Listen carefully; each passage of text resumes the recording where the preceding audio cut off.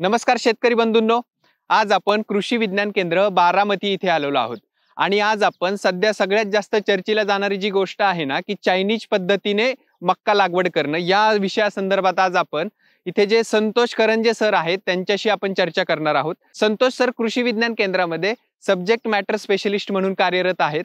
तर चला मग चायनीज पद्धतीने मका लागवड नेमकं काय आहे हे संतोष सरांकडून समजून घेऊयात। तर सर बघितलं तर महाराष्ट्राच्या वेगवेगळ्या भागामध्ये मका पिकाची लागवड केली जाते आणि त्यातली त्यात आता जी चायनीज पद्धतीने मका पिकाची लागवड केली जाते ह्याबद्दल अनेक चर्चा केल्या जात आहेत आणि अनेक वेळा असंही म्हटलं जातंय की त्यामध्ये तुम्ही जवळपास प्रति एकर 50 क्विंटल पर्यंत उत्पन्न घेऊ शकता।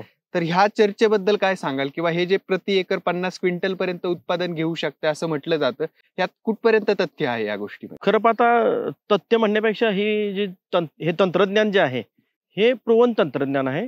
मी 2012 मध्ये युनान ॲग्रिकल्चर युनिव्हर्सिटी चीन जी कुनमिंग मध्ये आहे तिथं ट्रेनिंगसाठी गेलो होतो। तर मी 1 महिना तिथं ट्रेनिंग घेतलेलं आहे आणि त्या ठिकाणी मी पाहिलं की तिथल्या प्रत्येक शेतकऱ्याचं जे आहे ही लागवड पद्धत या पद्धतीनेच आपण जे पाहणार आहोत आणि सरासरी उत्पादन त्यांचं एका एकरामध्ये 50 क्विंटल, म्हणजे तुम्ही जे म्हणलात हे 50 क्विंटल तिथलं सगळ्यांचं सरासरी आहे। याचं कारण असं आहे की ते तंत्रज्ञान त्यांचं प्रूव्हन आहे आणि आपल्याकडे पण 2012 पासून मी जवळपास 1000 पेक्षा जास्त शेतकऱ्यांकडे हे तंत्रज्ञान राबवलंय। तर त्याच्यामध्ये 40 पासून ते 74 क्विंटल प्रति एकरी उत्पादन काढलेले शेतकरी आहेत। प्रति एकर 74 प्रति एकर, हा म्हणजे एकर मध्येच आपण बोलतोय, हेक्टर मध्ये बिलकुल नाही। 1 एकर मध्येच 50 क्विंटल पेक्षा जास्त आणि मॅक्झिमम 74 क्विंटल। बघितलं शेतकरी बांधवांनो की एका एकरामध्ये 74 क्विंटल पर्यंत मक्याचं उत्पादन ह्या चायनीज पद्धतीने लागवड करून अनेक शेतकऱ्यांनी आपल्या महाराष्ट्रात घेतलं आहे।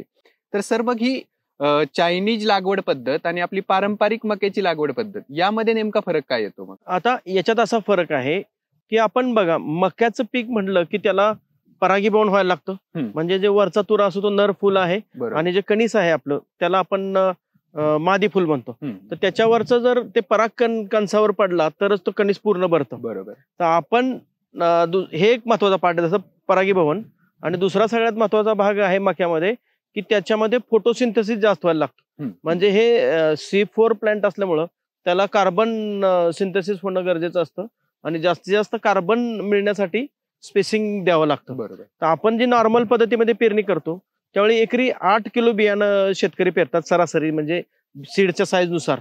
तर एका एकरामध्ये 2 बॅग म्हणजे 8 किलो आणि प्लांट पॉप्युलेशन जर बघितलं तर त्याचं असतं 26,000 सरासरी। आणि पेरताना आपण काय करतो, सलग 2 फूट किंवा 2.5 फुटाच्या अंतराने पेरतो। त्यावेळी काय होतं की मक्याची जी पानं ती एकमेकांमध्ये अशी अडकतात, त्यामुळे परागीभवनला अडथळा येतो आणि फोटोसिंथेसिसला बी अडथळा येतो, कारण ते क्लोज स्पेसिंग मध्ये असतात। इथे एक्झॅक्टली आपण बदल कसा केलाय की आपण स्पेसिंग मॉडिफाय केले आणि शिवाय प्लांट पॉप्युलेशन पण वाढवलं। म्हणजे इकडं 8 किलो लागते, आपल्या चिनी पण तंत्रज्ञानामध्ये 11 किलो बियाणं लागतंय, तर बी उत्पादन पण वाढतंय आणि पॉलिनेशन वाढते, फोटोसिंथेसिस वाढते। कारण ह्याच्यात आपण मॉडिफिकेशन असं केलंय की आपण लागवड पद्धतीचं अंतरच बदललेलं आहे। बरोबर आहे। तर काय अंतराचं काय गणित आहे? आपण जे पाहतो की लागवड पद्धत की आपण काय करतोय की जनरली तुम्ही सपाट पण पेरू शकता किंवा अशा प्रकारची गादी वापी करू शकता। त्या सरीपासून या सरीपर्यंतचं अंतर आपण 4 फूट, इथे तुमच्या पायापासून ते माझ्या पायापर्यंत, इथे या सरीतलं तुमच्या पायापासून ते माझ्या पायापर्यंत जे अंतर आहे सरीचं हे 4 फूट ठेवायचं। आणि याच्या माथ्यावर आपण बेडवर टोकन करताना इथं जे ड्रिपर आहे हे 1.25 फुटाचा ड्रिपर आहे, म्हणजे ह्या ड्रिपर टू ड्रिपर अंतर 1.25 फूट आहे। हे 1.25 फुटाच्या अंतरामध्ये आपण इथं समोर इकडे 8 इंचावर 2 बी, त्यानंतर इकडे 8 इंचावर 2 बी, असे प्रत्येक ड्रिपर समोर आपण 2-2 बी टोकले। या चौकटीमध्ये आपले 8 रोपं लागले।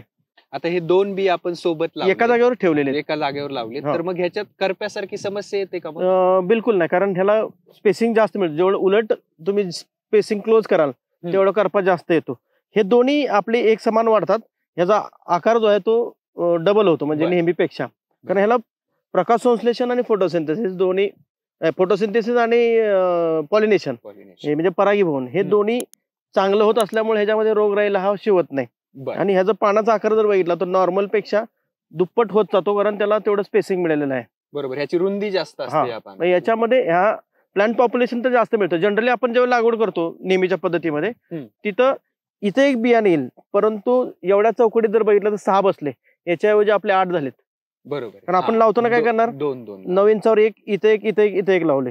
या एवढ्या स्पेस मध्ये किती लागले, 6 प्लांट. आणि इथं किती आता जनरली आपले 8 आहेत, म्हणजे ह्याच्यापेक्षा 2 वाढले, नेहमीपेक्षा 2 वाढले. आणि स्पेसिंग जर बघितलं तर नॉर्मल पेक्षा मोकळं दिसतंय, ज्याच्यामुळे आपल्याला ह्याच्यामध्ये उत्पादन जास्त येते. आज माझ्याकडे महाराष्ट्रातले जेवढे शेतकरी आहेत ते कधी एक पण शेतकरी असा नाही की जो 45 क्विंटलच्या खाली आलेलाच नाही. अरे वा. आपण तो 60 आहे, 70 आहे, 74 पर्यंत अचीव केलेला आहे. ओके. त्याचं मेन कारण आहे की आपण हे प्लांटिंग बदलले. आता ज्यांची नॉर्मल स्पेसिंग आहे, म्हणजे ज्याला ड्रीप नाहीये किंवा पाटपाणी आहे, तर त्यांनी काय करायचं की अशा पद्धतीने जोडवळ पद्धतीत फक्त पेरणी करायची. म्हणजे हे डिस्टन्स 1.25 फूट आणि त्या 2 मधलं जे अंतर आहे तिथलं त्या रो पासून त्या रो पर्यंत 2.5 फूट स्पेस ठेवायचा. ओके. म्हणजे हा 2 स्पेस सोडल्यानंतर आपण हे 1 महिन्याची मका झाल्यानंतर याला आपण बैल अवजारांनी भर लावायची. म्हणजे अशा प्रकारे हे बेड बांधून घ्यायचे आणि पाणी देताना ह्या सरीमध्ये द्यायचं. मग त्या ओलीवर पण मका येऊन जाते. आणि ही जी चिनी पद्धतीची लागवड आहे ही आपण दोन्ही पण हंगामात करू शकतो का? तिन्ही, दुसरी दोन्ही नाही. खरीप मध्ये जून जुलै, ऑक्टोबर नोव्हेंबर मध्ये रब्बी आणि जानेवारी मध्ये उन्हाळी. तर आता मी ज्या शेतकऱ्यांचा फीडबॅक आता घेतला ते उन्हाळीमध्ये त्यांनी 45 क्विंटल प्रति एकर काढले. आणि हे चाऱ्यासाठी जरी केलं, चारा करताना लोकांना असं वाटतं की जेवढी दाट मका तेवढी जास्त उत्पादन, पण इथं त्याच्या एक्झॅक्टली विरुद्ध आहे. तुम्ही ज्यावेळी दाट पेरणी करता तेव्हा 20 टनच्या पेक्षा जास्त उत्पादन येत नाही चाऱ्याचं. या पद्धतीने मध्ये तुम्ही 35 ते 40 टन प्रति एकर चारा उत्पादन घेता, म्हणजे नेहमीपेक्षा दुप्पट. आणि शिवाय हा चारा पौष्टिक बनतो, कारण ह्याच्यामध्ये सर्व न्यूट्रिशन आले, तो तेवढा ग्रोथ झालेला असतो, तेवढा फुल ग्रोन झालेला असतो. नॉर्मल ज्यावेळी ग्रोथ तुम्ही हे कराल, दाट पेरणी कराल, तेव्हा तो आपल्या 5 फुटापेक्षा वाढणार नाही, हा 13 फुटापर्यंत वाढतोय. हा फरक ह्याच्यामध्ये दिसतोय. आता इथे आपल्याकडे पारंपरिक पद्धती एक आहे, तर त्याबद्दल आपण जरा चर्चा करूयात. तर आता एक्झॅक्टली आपण काय करतो, ज्यावेळी ड्रीप जरी असेल तरी नॉर्मल स्पेसिंग मध्ये काय करतो आपण की या ओळीतला आपण जरी 1.25 फूट ठेवलं, ड्रीप आहे तरी, पण टोकन करताना आपण इथं 9-9 इंचावर अशी टोकन करत जातो. या चौकटीमध्ये आपले 6 प्लांट पॉप्युलेशन बसले. बरोबर. आपले मगाच्या ह्याच्यामध्ये किती बसले, 8 बसले होते. आणि हा जनरली ज्यावेळी नंतर वाढतो त्यावेळी हा एकमेकात असा पान यायला सुरुवात होतो. बरोबर. ह्या दोघांची स्पर्धा जास्त वाढते. इथं स्पर्धा नाही, कारण हा इथपर्यंत गेलाय. बरोबर. हा मधला प्लॅन नसल्यामुळे ह्या दोघांची स्पर्धा लागलेली नाही. हे 4 जरी असले तरी इथं एकत्रित राहतील. इथं 8 जण असले तरी एकत्रित राहतील, पण हे 6 जण एकमेकाला स्पर्धा करतात. बरोबर. की जे आपल्या नॉर्मल पद्धतीमध्ये हे येतं आणि आपली जे हे आहे चायनीज पद्धत ती वेगळी आहे. पण जे नॉर्मल पेरणी करतात ते लोक इथल्यानंतर परत इथे एक ओळ आहे, जवळ, म्हणजे अजून इथे काय, इथे काय, परत तिथं आहे. तर जेवढे दाट स्पेसिंग होईल तेवढं प्लांट पॉप्युलेशन तर त्यांचं कमी आहे, पण आपण त्यांची एकमेकाची स्पर्धा लावून दिली. बरोबर. ती स्पर्धा इथं आपण लावलेली नाही, इथं स्पर्धा बिलकुल नाहीये. हा फरक बेसिकली आहे.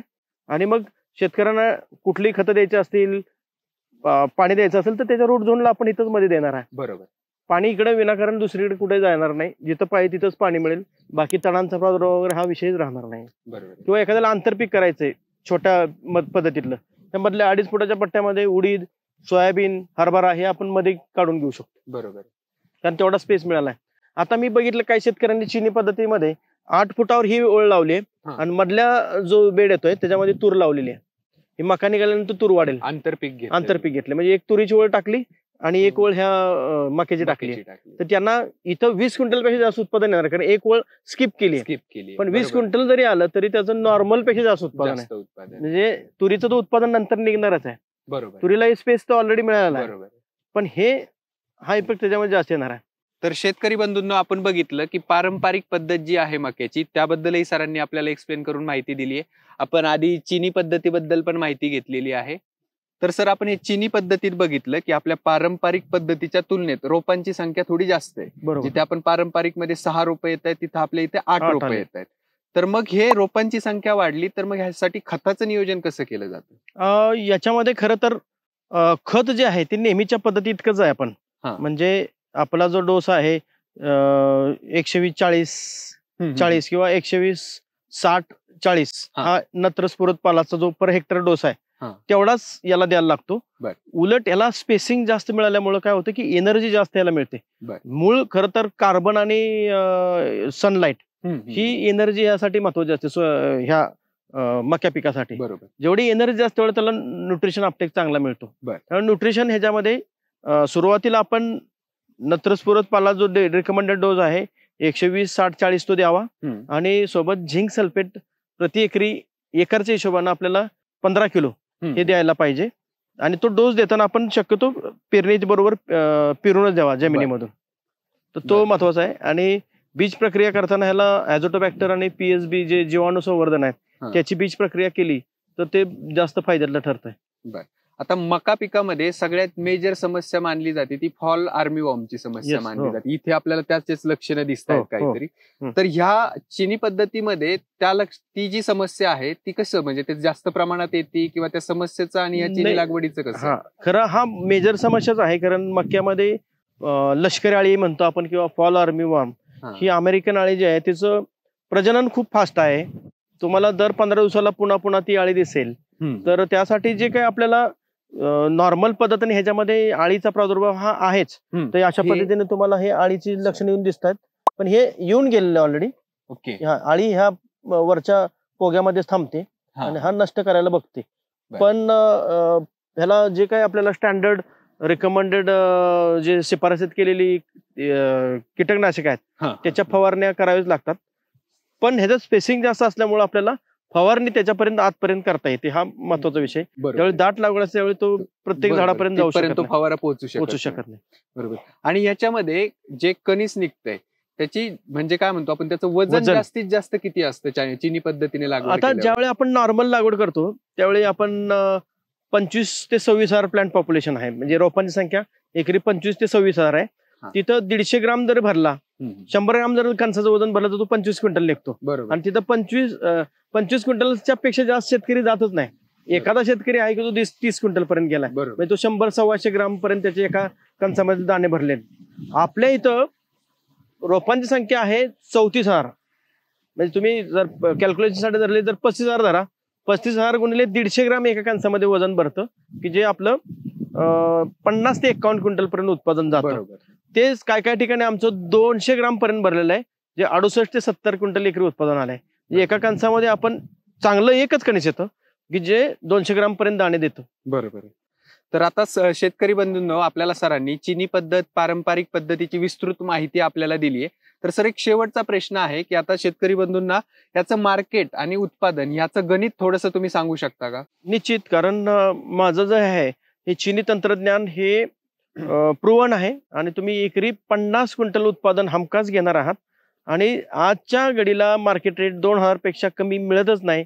मग 2,000 रुपये प्रति क्विंटल जर 50 क्विंटल एका एकरामध्ये तुम्ही मक्याचं उत्पादन घेतलं तर एका एकरामध्ये 1.25 लाख रुपये तुम्हाला मिळतील.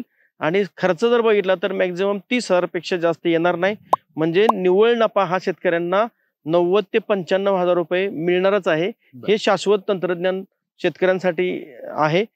जरूर त्यांनी उत्पन्नामध्ये तर वाढ होईल पण पैशामध्ये तर नक्कीच तुम्हाला फायदा होणार आहे असं हे तंत्रज्ञान आहे. नक्कीच सर. तर सर आपण दिलेली जी माहिती आहे ती हे पाहणाऱ्या शेतकरी बांधवांसाठी नक्कीच उपयुक्त आहे. तर आपण जो ॲग्रोस्टार इंडिया युट्यूब चॅनलला आपला वेळ दिला त्याबद्दल आम्ही आपले आभारी आहोत. धन्यवाद. आणि सर्व शेतकरी बांधवांनाही या ॲग्रोस्टारच्या प्लॅटफॉर्मचा फायदा घ्यावा हेच मी कृषी विज्ञान केंद्र बारामतीच्या वतीने सगळ्यांना आवाहन करेन. धन्यवाद. तर शेतकरी बंधूंनो आपण ह्या व्हिडिओमध्ये चिनी पद्धतीने मका लागवड जी आहे त्या संदर्भाने चर्चा केली. ही माहिती जर तुम्हाला उपयुक्त वाटली असेल तर कमेंटमध्ये तुम्ही सांगायला विसरू नका. आणि अशाच नवनवीन व्हिडिओसाठी ॲग्रोस्टार इंडियाच्या YouTube चॅनलला सबस्क्राईब मात्र नक्की करा.